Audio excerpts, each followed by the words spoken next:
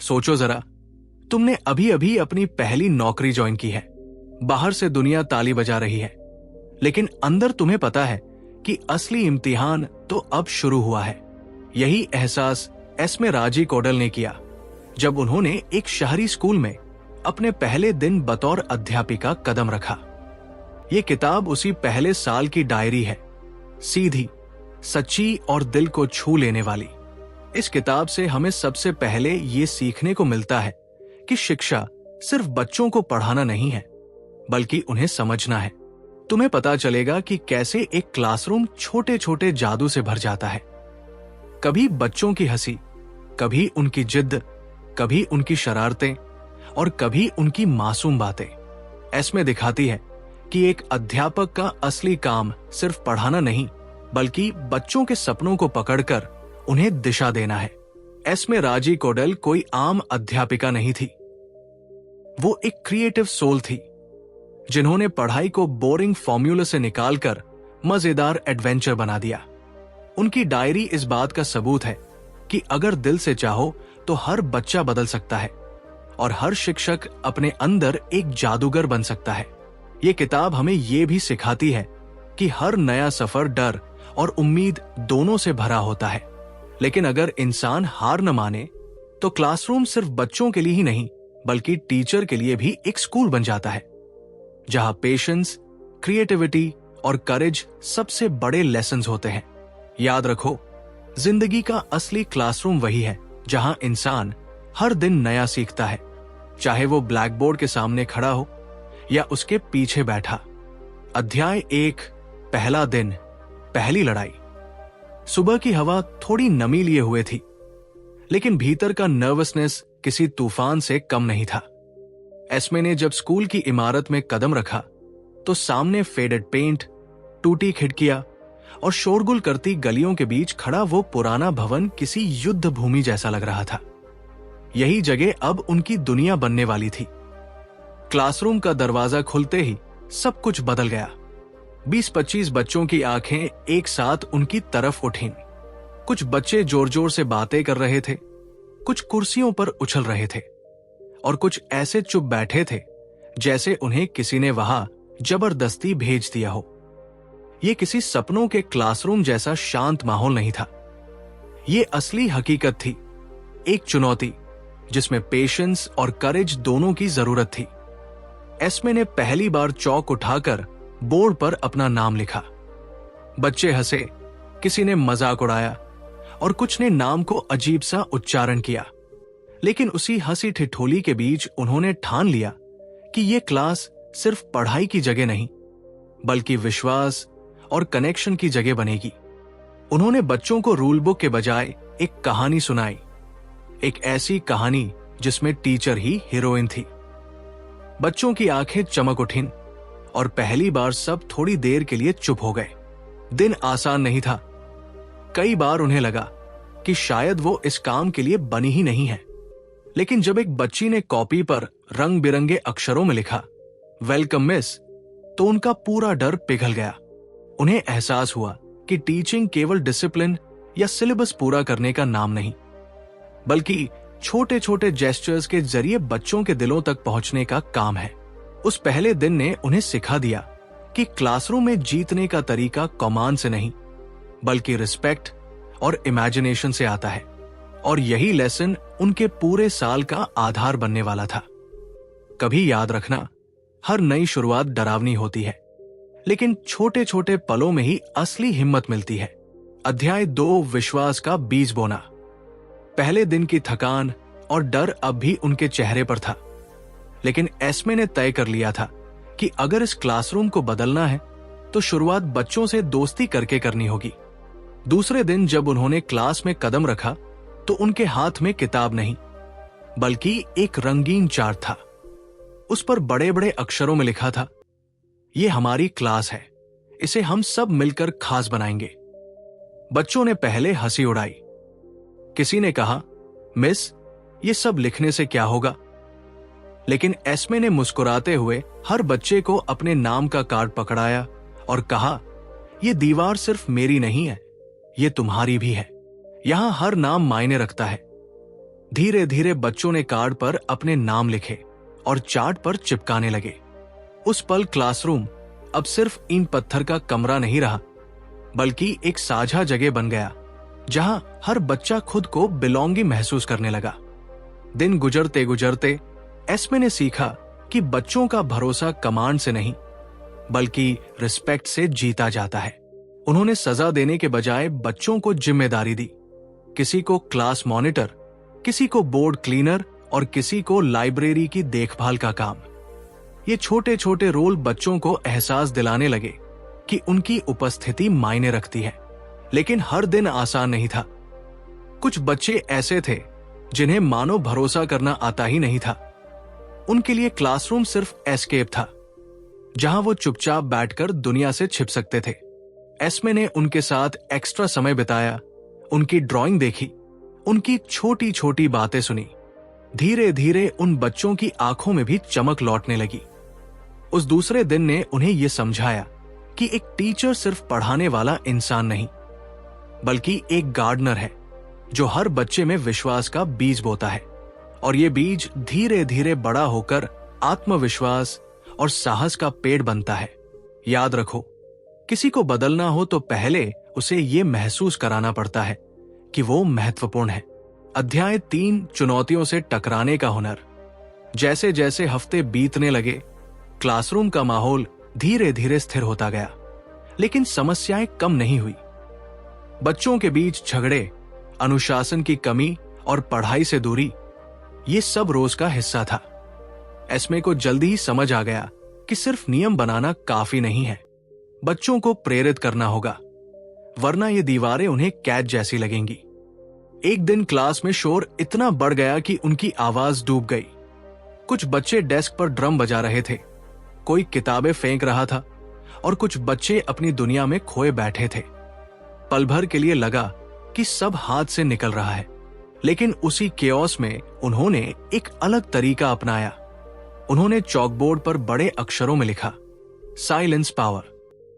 फिर बिना कुछ कहे चुपचाप बच्चों को देखने लगी। धीरे धीरे क्यूरियोसिटी ने शोर को दबा दिया और बच्चे रुक रुक कर उनकी ओर देखने लगे। उस दिन पहली बार डिसिप्लिन किसी डांट से नहीं बल्कि क्यूरियोसिटी और रिस्पेक्ट से आया। इसके बाद उन्होंने पढ़ाई को एक गेम बना दिया। गणित बोरिंग चैप्टर नहीं रहा, बल्कि क्विज कंपटीशन में बदल गया। इतिहास सिर्फ डेट्स और नेम्स का बोझ नहीं, बल्कि रोल प्ले बन गया, जहां बच्चे खुद फ्रीडम फाइटर्स बनकर खड़े हुए।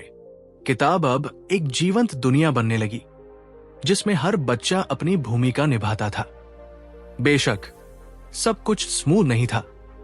कुछ बच्चे बार बार बाउंड्रीज तोड़ते थे और कभी कभी एस्मे खुद भी हार मानने जैसा महसूस करती थी।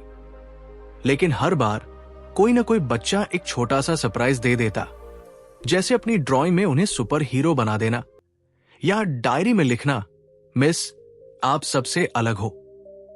यही छोटे पल उनकी एनर्जी रिचार्ज कर देते। उस तीसरे अध्याय का असली सबक यही था, हर क्लासरूम, हर नया माहौल हमेशा परफेक्ट नहीं होगा, लेकिन क्रिएटिव सोच और धैर्य से सबसे मुश्किल माहौल को भी ट्रांसफॉर्म किया जा सकता है। हमेशा याद रखना, जहां ट्रेडिशनल तरीका काम न करे, वहां इमेजिनेशन सबसे बड़ा हथियार बन जाती है। अध्याय 4, जब दिल से जुड़ता है रिश्ता। अब तक एस्मे समझ चुकी थी कि पढ़ाना सिर्फ सिलेबस पूरा करने का काम नहीं है, बल्कि बच्चों की दुनिया में झांकने का मौका है। किताबें, बोर्ड और चौक तो जरिया है, लेकिन असली शिक्षा तब होती है जब बच्चे टीचर को अपना मान लेते हैं। यही वजह थी कि उन्होंने क्लास में छोटे छोटे रिचुअल्स शुरू किए, जैसे हर दिन की शुरुआत एक मोटिवेशनल लाइन से होती और हफ्ते का अंत एक छोटी सेलिब्रेशन से। बच्चों ने धीरे धीरे इन रिचुअल्स को अपनाना शुरू किया। कोई बच्चा लाइन बोलते बोलते हकलाता तो बाकी मिलकर उसका हौसला बढ़ाते। कोई अपनी छोटी सी अचीवमेंट शेयर करता तो पूरी क्लास ताली बजाती। ये रूटीन बच्चों के लिए सेफ्टी नेट बन गया, एक ऐसी जगह जहां वो खुद को एक्सेप्टेड महसूस करते थे। लेकिन इस कनेक्ट का असली असर तब दिखा जब एक बच्चा जो अक्सर चुप रहता था, अचानक क्लास के सामने आकर बोला, मिस अब मुझे यहां अच्छा लगता है। ये एक सिंपल सेंटेंस था, लेकिन इसमें एक्सेप्टेंस, बिलोंगिंग और ट्रस्ट सब झलक रहा था। उस दिन एस्मे को लगा कि उनका मिशन सफल हो रहा है। बेशक स्कूल के बाहर बच्चों की दुनिया आसान नहीं थी। कई बच्चों के परिवार फाइनेंशियल स्ट्रगल से गुजर रहे थे, कुछ ब्रोकन होम से आते थे। उनका गुस्सा, उनकी उदासी, उनका डर सब क्लास में झलकता था। एस्मे ने उन्हें सिर्फ स्टूडेंट की तरह नहीं, इंसान की तरह समझा। कभी सुनने वाली दोस्त बन गई, कभी स्ट्रिक्ट मेंटोर और कभी बड़ी बहन जैसी गाइड। इस अध्याय ने साबित किया कि रिस्पेक्ट और लव जब साथ आते हैं तो क्लासरूम किसी भी बच्चे की जिंदगी बदल सकता है। पढ़ाई फिर सिर्फ बुक्स तक सीमित नहीं रहती, बल्कि लाइफ स्किल्स में बदल जाती है। याद रखो, किसी बच्चे को पढ़ाने से पहले उसे ये महसूस कराना जरूरी है कि वो देखा और समझा जा रहा है। अध्याय 5, थकान और उम्मीद का संगम। दिन बीतते जा रहे थे और हर दिन नए नए चैलेंजेस सामने आ रहे थे। एस्मे को कभी बच्चों की अनुशासनहीनता से जूझना पड़ता, तो कभी प्रशासन की कोल्ड एटीट्यूड से। स्कूल का सिस्टम उनके इनोवेटिव आइडियाज को हमेशा सपोर्ट नहीं करता था। कई बार उन्हें लगता कि शायद उनका उत्साह व्यर्थ जा रहा है, पर फिर कोई न कोई पल ऐसा आता जो सारी थकान मिटा देता। एक दिन जब क्लास खास तौर पर परेशान कर रही थी और उन्होंने खुद को पूरी तरह हारा हुआ महसूस किया, तभी एक बच्चे ने अपनी कॉपी में लिखा, मिस, अगर आप यहां नहीं होती तो हमें कोई समझता ही नहीं। ये शब्द साधारण थे, लेकिन इनमें छुपा प्यार और विश्वास उनकी आंखों में आंसू ले आया। यह रिमाइंडर था कि हर मेहनत का असर भले ही धीरे धीरे, लेकिन बच्चों के दिलों में गहराई तक उतर रहा है। थकान के इन दिनों में एस्मे ने सेल्फ केयर की अहमियत भी समझी। उन्होंने जाना कि एक टीचर अगर खुद एम्प्टी हो जाए तो दूसरों को भर नहीं सकता। इसलिए उन्होंने छोटे छोटे तरीके अपनाए, डायरी लिखना, किताबें पढ़ना और कभी कभी बस गहरी सांस लेकर क्लासरूम से बाहर निकल जाना। इन छोटे स्टेप्स ने उन्हें दोबारा फ्रेश एनर्जी दी। धीरे धीरे बच्चों ने भी उनकी डेडिकेशन को नोटिस करना शुरू किया। वो सिर्फ पढ़ाई के लिए उन्हें मिस नहीं कहते थे, बल्कि इसलिए भी क्योंकि वो उनकी जिंदगी में एक स्थिर सहारा बन चुकी थी। इस एहसास ने एस्मे को सिखाया कि टीचिंग कोई टेम्पररी ड्यूटी नहीं, बल्कि एक इमोशनल इन्वेस्टमेंट है, जहां हर दिन दिल और दिमाग दोनों लगाना पड़ता है। उस 5वें अध्याय का सबक यही था, हर जर्नी में थकान आएगी, लेकिन उम्मीद के छोटे छोटे पल हमें चलते रहने की ताकत देंगे। हमेशा याद रखना, थका हुआ इंसान गिर सकता है, लेकिन उम्मीद उसे हर बार खड़ा कर देती है। अध्याय 6, छोटे चमत्कार, बड़ी सीख। धीरे धीरे एस्मे का क्लासरूम बदलने लगा। शुरुआत में जो बच्चे सिर्फ शोर करते थे या पढ़ाई से भागते थे, वही अब छोटी छोटी जीतें हासिल करने लगे। किसी ने पहली बार पूरी किताब पढ़ी, किसी ने अपनी ड्राइंग पूरी क्लास को दिखाने की हिम्मत की और किसी ने हफ्तों बाद मुस्कुराकर कहा, मिस, आज मैंने खुद कोशिश की। ये पल किसी रिपोर्ट कार्ड पर लिखे अंकों से कहीं बड़े थे। एस्मे ने महसूस किया कि टीचिंग का असली जादू सिलेबस या एग्जाम रिजल्ट्स में नहीं, बल्कि उन छोटे छोटे ब्रेक थ्रूज में छिपा है जो बच्चे अचानक कर दिखाते हैं। कभी एक बच्चा जो पूरे साल चुप रहता था, अचानक हाथ उठाकर जवाब दे देता। कभी कोई बच्ची जो हमेशा डरकर बोलती थी, पूरे कॉन्फिडेंस के साथ पोएम सुनाती। यही छोटे छोटे चमत्कार एक टीचर को आगे बढ़ने की ताकत देते हैं। बेशक ये रास्ता सीधा नहीं था। हर इंप्रूवमेंट के बाद सेटबैक्स भी आते थे। कभी बच्चे फिर पुराने हैबिट्स में लौट जाते, कभी पेरेंट्स की लापरवाही सारी मेहनत पर पानी फेर देती। लेकिन एस्मे ने सीख लिया था कि कंसिस्टेंसी और पेशेंस ही असली हथियार है। उन्होंने हर बार बच्चों को याद दिलाया, गलती होना बुरी बात नहीं, कोशिश छोड़ देना बुरी बात है। इस पूरे जर्नी में एक और महत्वपूर्ण सीख ये मिली कि बच्चों को पढ़ाने से पहले उन्हें ड्रीम करना सिखाना पड़ता है। जब बच्चों को लगा कि उनकी आवाज मायने रखती है, तो उन्होंने खुद ही डिसिप्लिन अपनाना शुरू किया। क्लास अब सिर्फ नॉइज और केओस की जगह नहीं रही, बल्कि एक छोटी कम्युनिटी बन गई थी जहां हर कोई कंट्रीब्यूट करता था। उस छठे अध्याय का सार यही था, टीचिंग सिर्फ बड़े बदलावों का खेल नहीं है, बल्कि छोटे छोटे चमत्कारों को पहचानने और उन्हें सेलिब्रेट करने का नाम है। याद रखो, जिंदगी की असली ग्रोथ हमेशा छोटे छोटे स्टेप से शुरू होती है। अध्याय 7, जब संघर्ष से निकलती है ताकत। साल का आधा हिस्सा बीत चुका था। अब तक एस्मे ने बच्चों के साथ भरोसा, कनेक्शन और डिसिप्लिन की नींव डाल दी थी, लेकिन असली परीक्षा अभी बाकी थी। बच्चों का बिहेवियर बदल रहा था, मगर बाहर की दुनिया उतनी ही कठोर बनी हुई थी।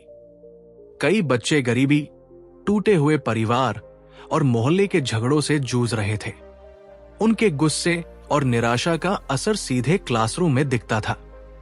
एक दिन ऐसा भी आया जब एक बच्चा पूरी क्लास के सामने अचानक फूट फूट कर रोने लगा। उसने कहा, मिस, घर में कोई मेरी बात नहीं सुनता। उस पल एस्मे को समझ आया कि बच्चों की लड़ाई सिर्फ किताबों से नहीं है, बल्कि जिंदगी की कड़वी सच्चाइयों से भी है। उन्होंने उस बच्चे को सिर्फ डांटकर चुप नहीं कराया, बल्कि उसे गले लगाया और पूरी क्लास को यह समझाया कि कभी कभी सबसे बहादुर काम होता है अपनी कमजोरी जाहिर करना। धीरे धीरे उन्होंने क्लास में शेयरिंग सर्कल शुरू किया, जहां हर बच्चा अपनी फीलिंग्स खुलकर बोल सकता था। पहले तो बच्चे हंसी मजाक करते रहे, लेकिन कुछ ही हफ्तों में यह सर्कल उनकी सेफ स्पेस बन गया। अब बच्चों को लगता था कि उनकी आवाज सुनी जा रही है और उनका दर्द अकेला नहीं है।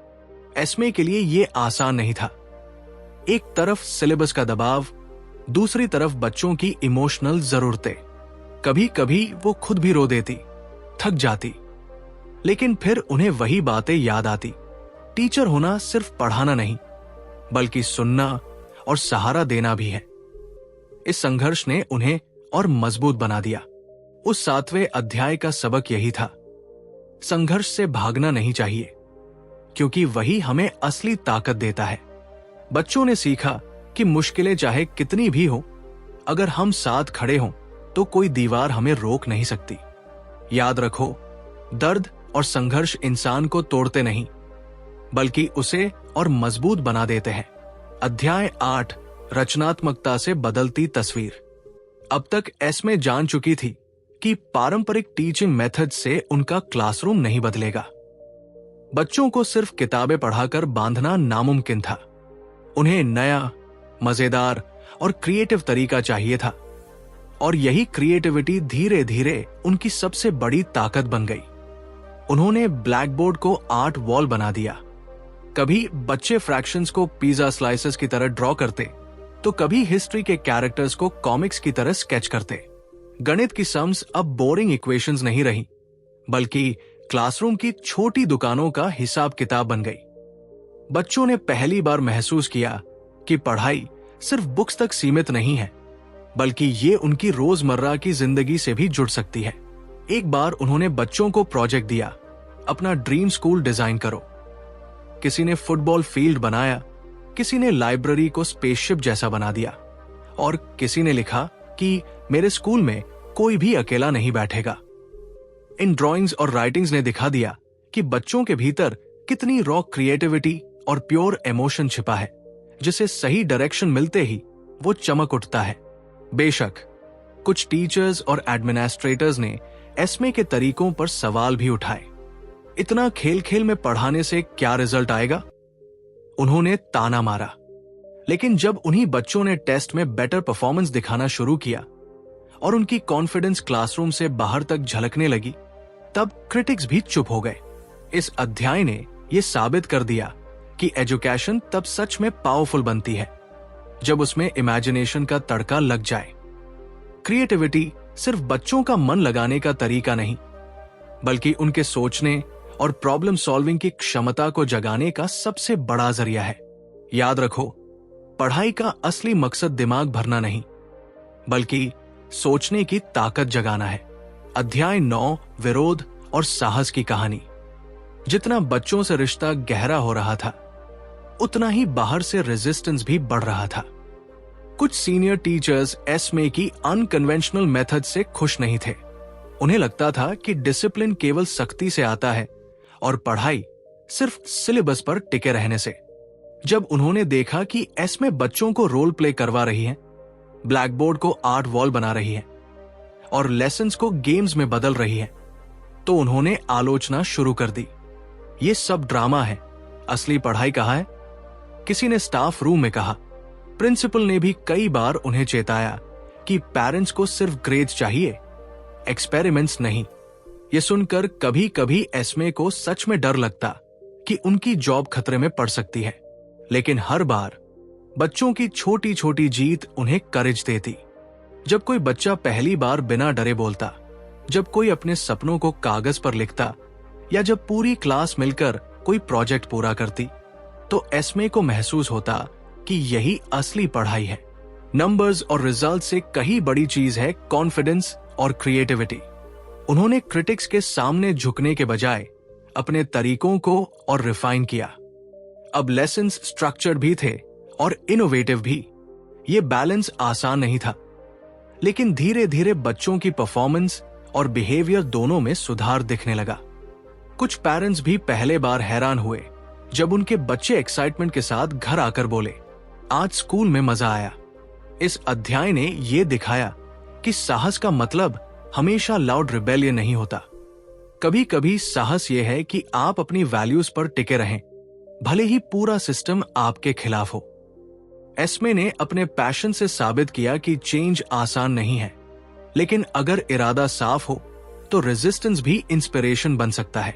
याद रखो, भीड़ के खिलाफ खड़े होना मुश्किल है, लेकिन वहीं से असली बदलाव की शुरुआत होती है। अध्याय 10, जश्न के पल और असली इनाम। पूरे साल की भागदौड़, संघर्ष और आंसुओं के बाद आखिरकार वो समय भी आया जिसका हर टीचर इंतजार करता है। साल का समापन। बच्चों ने अपनी अपनी नोटबुक्स पूरी की थी, प्रोजेक्ट्स पूरे किए थे और अब सब एक अलग कॉन्फिडेंस से भरे थे। एस्मे के लिए ये सिर्फ एकेडमिक प्रोग्रेस नहीं थी, बल्कि ये उस जर्नी का नतीजा था जिसमें बच्चे और टीचर दोनों ने एक दूसरे को बदल दिया था। अंतिम दिनों में उन्होंने क्लास को खास बनाने के लिए एक सेलिब्रेशन वीक रखा। हर दिन बच्चों को अपनी टैलेंट दिखाने का मौका मिला। कोई गाना गाता, कोई कविता सुनाता, कोई नाटक करता और कोई अपनी ड्राइंग प्राउडली सबको दिखाता। वो शोरगुल भरा क्लासरूम जो कभी केओस से भरा रहता था, अब यूनिटी और एनर्जी से गूंज रहा था। पेरेंट्स भी जब आए तो उन्होंने वही बच्चे देखे जिनके बारे में पहले शिकायतें करते थे, अब कॉन्फिडेंट, एक्सप्रेसिव और डिसिप्लिन्ड। एक पेरेंट ने कहा, मिस, आपने मेरे बच्चे को सिर्फ पढ़ाया नहीं बल्कि उसे बदल दिया। यही शब्द एस्मे के लिए किसी अवार्ड से कम नहीं थे। साल के आखिर में बच्चों ने मिलकर उन्हें सरप्राइज दिया। उन्होंने अपनी छोटी छोटी लेटर्स और ड्राइंग से एक स्क्रैप बुक बनाया जिसमें लिखा था, thank you miss for believing in us. जब एस्मे ने उसे हाथों में लिया तो उनकी आंखें नम हो गई। ये कोई सर्टिफिकेट नहीं था, न सैलरी का बोनस, लेकिन ये असली इनाम था, उन दिलों का प्यार जिन्हें उन्होंने छुआ था। इस अध्याय का सबक यही था कि टीचिंग का असली रिवॉर्ड कभी नंबर्स या रिपोर्ट्स में नहीं मिलता। असली इनाम है बच्चों की बदली हुई आंखें, उनकी हंसी और उनका भरोसा। यही वो खजाना है जो सालों तक टीचर के दिल में चमकता रहता है। याद रखो, पैसे से बड़ी कमाई हमेशा इंसानी रिश्तों में छुपी होती है। अध्याय 11, जब सफर छोड़ जाता है अपनी छाप। साल खत्म हो चुका था। क्लासरूम की दीवारें खाली हो रही थी। बच्चों के रंगीन चार्ट उतारे जा रहे थे और डेस्क पर हल्की खरोंचें बची थी जो पूरे साल की कहानी कह रही थी। एस्मे खिड़की के पास खड़ी होकर सोच रही थी, क्या सच में उन्होंने बदलाव लाया या ये सब बस एक कोशिश थी जो वक्त के साथ मिट जाएगी? उन्हें याद आए वो पल जब बच्चे पहली बार चुपचाप सुनने लगे थे, जब कोई बच्चा खुलकर रोया था और बाकी ने उसे गले लगाया था, जब किसी ने अपनी ड्राइंग में लिखा था, मिस, आप हमारी सुपर हीरो हो। यही पल उनके कॉन्फिडेंस को मजबूत करते थे। उन्होंने महसूस किया कि टीचिंग सिर्फ एक साल की ड्यूटी नहीं, बल्कि लाइफ लॉन्ग इम्पैक्ट छोड़ने वाली रिस्पॉन्सिबिलिटी है। बेशक ये सफर आसान नहीं था। थकान, तनाव, आलोचना और कभी कभी खुद पर शक, सबका सामना करना पड़ा। लेकिन इन सब के बीच उन्होंने ये भी देखा कि एक क्लासरूम कितनी बड़ी ताकत रखता है। यहां बच्चे सिर्फ पढ़ते नहीं, बल्कि जीना सीखते हैं। और टीचर सिर्फ पढ़ाता नहीं, बल्कि खुद भी सीखता है। साल के आखिरी दिन उन्होंने अपनी डायरी में लिखा, मैंने बच्चों को पढ़ाया, लेकिन उन्होंने मुझे जीना सिखाया। मैंने उन्हें सपने दिखाए, लेकिन उन्होंने मुझे हिम्मत दी। मैंने उन्हें रास्ता दिया, लेकिन उन्होंने मुझे रोशनी दिखाई। ये आखिरी अध्याय एक रिमाइंडर है कि एजुकेशन का सफर कभी खत्म नहीं होता। हर साल, हर क्लास और हर बच्चा एक नया लेसन लेकर आता है। और असली टीचर वही है जो इन लेसन्स को दिल से स्वीकार करे और आगे बढ़ता रहे। याद रखो, शिक्षा की असली गूंज किताबों में नहीं, इंसानों के दिलों में बसती है। साल भर की यात्रा पूरी हो चुकी थी। यह सफर सिर्फ एस्मे का नहीं था, बल्कि हर उस इंसान का था जिसने कभी शुरुआत की और डर के बावजूद हार नहीं मानी। एक ऑर्डिनरी क्लासरूम जिसमें केओस, हंसी, आंसू और सपने सब मिले जुले थे, अब एक एक्स्ट्राऑर्डिनरी याद बन चुका था। एस्मे ने अपने बच्चों को सिखाया कि पढ़ाई सिर्फ किताबों का बोझ नहीं है, बल्कि इमेजिनेशन और करेज का खेल है। उन्होंने ये भी दिखाया कि डिसिप्लिन डर से नहीं, बल्कि बिलोंगिंग से आता है। और उन्होंने साबित कर दिया कि हर बच्चा, चाहे उसका बैकग्राउंड कितना भी कठिन क्यों न हो, सही सपोर्ट और प्यार पाकर चमक सकता है। लेकिन असली ट्विस्ट ये था कि जितना उन्होंने बच्चों को सिखाया, उतना ही बच्चों ने उन्हें भी बदल दिया। उन्होंने पेशेंस, रेजिलियंस और अनकंडीशनल लव का असली मतलब सीखा। यही तो एजुकेशन की सबसे बड़ी खूबसूरती है। ये दोनों तरफ बहती है। इस किताब का मकसद हमें यही याद दिलाना है कि हर इंसान अपने तरीके से टीचर है। जब हम किसी को गाइड करते हैं, किसी का दर्द सुनते हैं या किसी का सपना पहचानते हैं, हम भी टीचिंग कर रहे होते हैं। और शायद यही दुनिया बदलने का असली रास्ता है। याद रखो, क्लासरूम की दीवारें 4 होती हैं, लेकिन असली शिक्षा की कोई सीमा नहीं होती। अब सोचो, तुम्हारे जीवन में कौन सा ऐसा सबक है जो किसी किताब ने नहीं, बल्कि किसी इंसान ने तुम्हें सिखाया? नीचे कमेंट में जरूर लिखना, क्योंकि कभी कभी हमारी अपनी कहानियां ही सबसे बड़ी किताब बन जाती है।